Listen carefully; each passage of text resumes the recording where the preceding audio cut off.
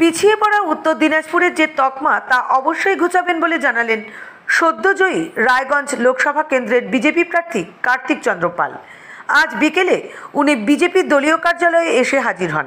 আতশবাজি ফাটিয়ে ওনাকে স্বাগত জানানো হয়। এছাড়াও বিজেপি দলীয় কার্যালয়ে বিজেপির নেতৃত্ব কর্মীরা ওনাকে মিষ্টিমুখ করান। এক সাংবাদিক বৈঠকে উনি জানিয়েছেন, দাড়িভিটে নিহত 2 ছাত্রের পরিবার যাতে সুবিচার পায় সেই দিকে উনি অবশ্যই লক্ষ্য রাখবেন।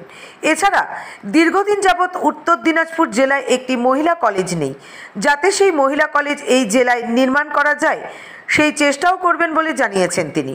নির্বাচনের সময় দলীয় প্রচারে এসেছিলেন স্বরাষ্ট্রমন্ত্রী অমিত শাহ। সেই প্রসঙ্গে উনি বলেন যে এই জেলায় একটি এইমস নির্মাণ করা হবে। যদি রাজ্য সরকার জায়গা না দেয় তাহলে কেন্দ্রীয় সরকারের কোনো জায়গায় এই হাসপাতাল নির্মাণ করা হবে বলে জানালেন কার্তিক বাবু। এছাড়া স্বাস্থ্য, রাস্তাঘাট এসবেরও বেহাল দশা, তার উন্নয়নের দিকেও লক্ষ্য রাখবেন বলে জানালেন কার্তিক পাল।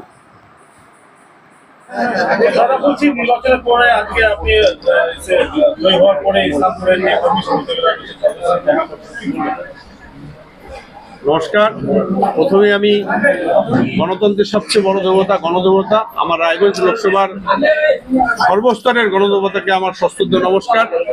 তারা যেভাবে আমাকে আশীর্বাদ করেছেন এবং যেভাবে আমার উপর আস্থা রেখেছেন, আগামী দিনে আমি চেষ্টা করব আমি আমার সর্বোচ্চ দিয়ে জেলার পিছিয়ে পড়া যে তকমা সেই তকমাটাকে ঘোচানোর এবং জেলার এই সার্বিক উন্নয়নের। একটা বিষয় বলছিলাম, কালকে মুখ্যমন্ত্রী প্রেস মিডিয়ায় একটা কথা বলেছে যে বিজেপির সাথে যে কংগ্রেসের যে আঘাত, সেই আঘাতের অভিযোগ তুলেছেন এবং কংগ্রেস বিজেপিকে সমর্থন করাতে আজকে এই সিটটা আপনি জয়ী হয়েছেন।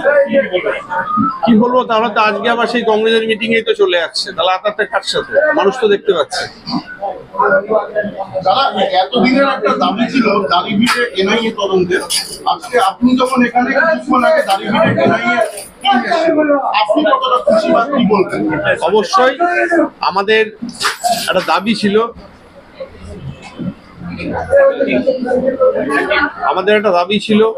যে আমাদের এই ঈশ্বরপুরের আমাদের দাড়িভিট, ঠিক তেমনি আমাদের কালিয়াগঞ্জের কিছু শহীদ পরিবার রয়েছে, তারা যেন ন্যায় বিচার পায়। এর আগে এনআইএ তদন্ত হয়েছিল, মাঝে এখানেও অনেকের কাছে এসেছিল, তারা গিয়েছিলেন কলকাতাতেই ভোটের প্রক্রিয়া চলাকালীন। আজকে টিম এসছে আমরা জানি, এবং আমরা অবশ্যই চাইবো এবং চেষ্টা করব যে সেই পরিবার যেন ন্যায় বিচার পায়। ইসলামপুরের বাসীর জন্য কি বার্তা থাকবে আপনার? অবশ্যই আমার গোটা রায়গঞ্জ লোকসভার সর্বস্তরের নাগরিকের জন্য, আমি তো বললাম তারা যেভাবে আমাকে আশীর্বাদ করেছে, লক্ষ্য একটাই, আমার জেলার সার্বিক উন্নয়ন এবং পিছিয়ে পড়া তকমা ঘোচানো। তার সাথে আমি Islampur press club, Islampur journalist অ্যাসোসিয়েশনের সবাইকেই আমার পক্ষ থেকে সশ্রদ্ধ নমস্কার। বলছি দাদা, কি কি লক্ষ্য রয়েছে বিশেষ করে জেলাতে পিছিয়ে পড়া যে জেলা, আপনার নজরে কি কি কাজ রয়েছে যে আগামী বছরে আপনি করার চেষ্টা করছেন? এই জেলার জন্য প্রচুর কাজ রয়েছে, বিশেষ করে যেমন স্বাস্থ্যের ব্যাপারটা রয়েছে অগ্রাধিকার দেওয়া। তার সাথে আমি বিভিন্ন যে বিধানসভাগুলোয় ঘুরেছি, রাস্তাঘাটের অবস্থা খুব খারাপ রয়েছে এবং আমাদের জেলায় শিল্প নেই, আমাদের জেলায় শিক্ষার অভাব রয়েছে। এত বড় একটা জেলা, এখন অবধি জেলা ভাগ হওয়ার পর কোনো মহিলা কলেজ নেই, কারণ বিভিন্ন ব্লকেও কলেজ নেই। সেই ক্ষেত্রে যতটা সম্ভব আমি চেষ্টা করব এই জেলার জন্য কাজ করার।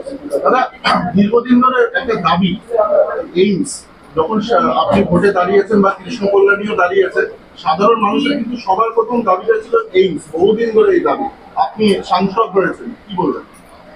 অবশ্যই এটা আমাদের ন্যায্য দাবি, কারণ এর আগে আমাদের এইমস স্যাংশন হয়েছিল, রাজ্য সরকারের অসহযোগিতায় চলে গিয়েছে। আপনারা সবাই জানেন, করণদিঘিতে আমাদের স্বরাষ্ট্রমন্ত্রী এসেছিলেন, তিনি বলেছেন যে উত্তরবঙ্গের যে কোনো কোথাও এইমস হবে, যদি রাজ্য সরকার জায়গা না দেয় সেক্ষেত্রে কেন্দ্র সরকারের কোনো জায়গায় সেটা চেষ্টা করা হবে।